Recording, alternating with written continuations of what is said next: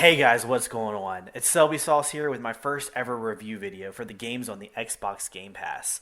Now my goal is to make as many videos for as many games as possible. Now that's going to be kind of difficult because there's over 300 games on the Game Pass now.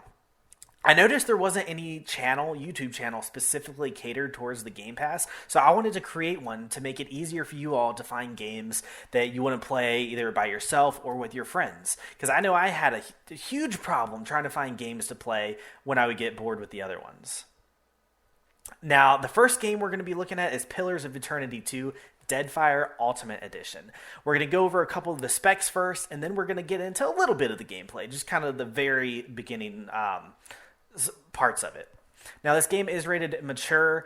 It's a role-playing game, and it is a single player, so you can't play it with other people. Now, just getting into it, it'll take you into an import character where you can choose between a wizard, a barbarian, a ranger, a monk, a druid, or a cipher.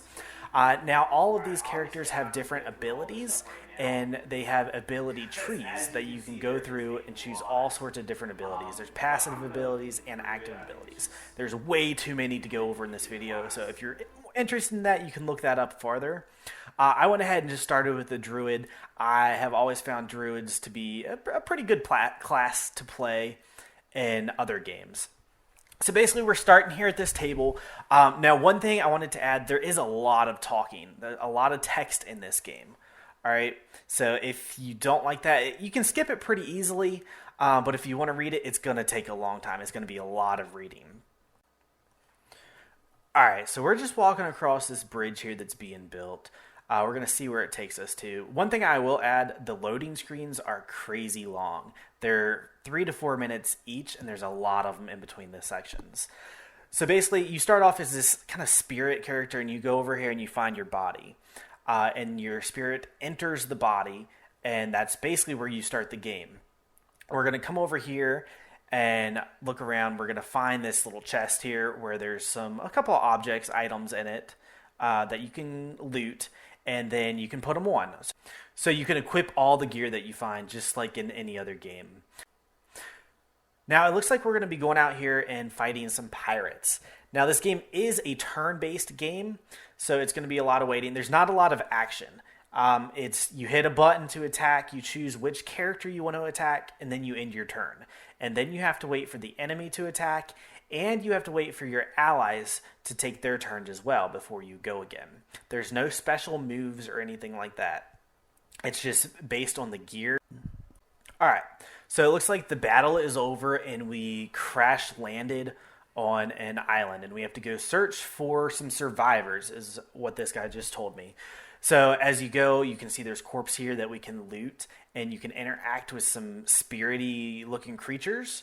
That one's just sitting still. It looks like he's meditating. There's one up here running around that we'll talk to. They really don't give us any big hints or anything like that, but they still want to talk to you. Like I said, there's a lot of talking in this game. But we're going to keep exploring and kind of see where it takes us.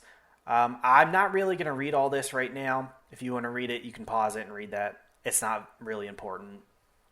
But we're going to keep on exploring. I see something right over here to interact with. It glows blue so you can see it very easily. You go up to it, it looks like it's blood moss. So it's some sort of crafting material that you can find. Now, I'm going to just go talk to every single person that I see. Looks like we found some survivors up here. And now we're going to go through to the next area. And you can see it takes you to a map where you can click on different things to interact.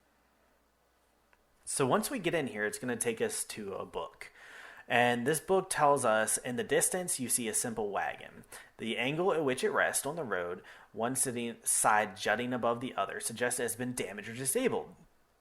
So it's basically asking us to pick if we want to approach openly or to ambush and attack. So I'm going to go ahead and just click ambush and attack. I like to be more sneaky. So as you can see here, it shows us kind of invisible. Or I guess it's more translucent. And we come up and you just start attacking these guys. Again, it's turn-based attacking. It's 2v2. You can see we're attacking that guy right there in the middle, and then his buddy comes up and joins the battle. You're controlling both characters in this instant, so you just click which one you want to attack, and then you wait for them to attack you. It's typical turn-based game. Now, there's one thing. You can go up here and you can actually flank them and attack them from behind, and you do more damage. I tried to recreate that with this second character, but it was not working for some reason. Maybe if I played around with it a little bit more, I could figure that out. But it's not a big deal. By the end of the battle, I had one character who died and one who finished the battle and won. So once you finish the battle, the character who died resurrects and he starts to regenerate health. And then, of course, you can loot the bodies just like in any other game out there. Whenever you kill somebody, you loot the bodies. You take everything that they have. You can interact with the cart. I went over here to try to interact with these people. They didn't want to have anything to do with me, so I just kept looting the cart and the dead body. And again, it is a turn-based game, and it's pretty slow. There's not a lot of action going on. If you like that kind of thing, definitely check this game out. It's not for me, but for some people it is. And if we go back to this mini-map, it looks like we can interact with different things. We just found some fresh fruit there, and then we're going to go ahead and go on to the next town. And we're going to be wrapping this video up pretty quick. A couple of things I really wanted to hit on.